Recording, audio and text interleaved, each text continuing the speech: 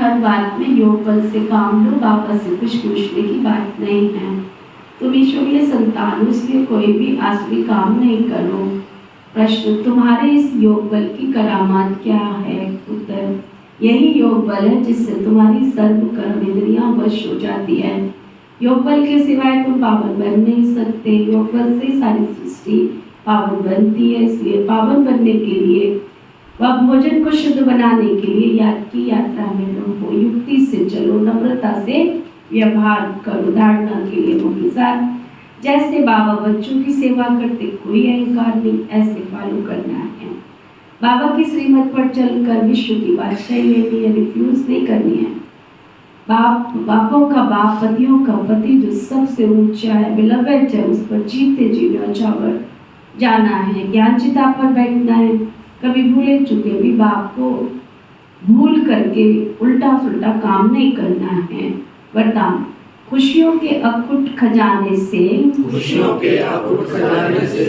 भरपूर सदा बेफिक्र बादशाह भव।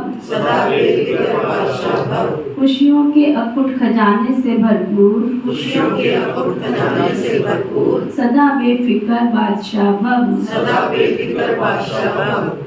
खुशियों के खजाने द्वारा रोज खुशी का अकुट खजाना मिलता है, इसलिए किसी भी परिस्थिति में खुशी गायब नहीं हो सकती, किसी भी बात का फिक्र नहीं हो सकता। ऐसे नहीं प्रॉपर्टी का क्या होगा, परिवार का क्या होगा, अरे परिवर्तन तो होगा ना। पुरानी दुनिया में कितना श्रेष्ठ हो, लेकिन सब पुराना ही है, इसलिए बेफिक्र बन गए। जो होगा अच्छा ही होगा।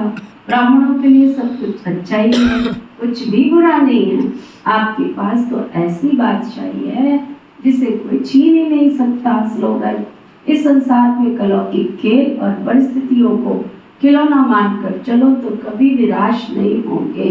अव्यक्त इशारा, अब लगन की अग्नि को प्रज्वलित कर योग को ज्वाला रूप बनाओ। लास्ट ऑफ फास्ट पुरुषार्थ ज्वाला रूप का ही दाग हुआ है। पांडवों के कारण यादव रुके हुए, पांडवों की श्रेष्ठ शान, रूहानी शान की स्थिति यादवों के परेशानी वाली परिस्थिति को समाप्त करेगी। तो अपनी शान से परेशान आत्माओं को शांति और चैन का वरदान दो। ज्वाला स्वरूप अर्थात लाइट हाउस और माइट हाउस स्थिति को समझते हुए इसी पुरुषार्थ में रहो। ओम शांति।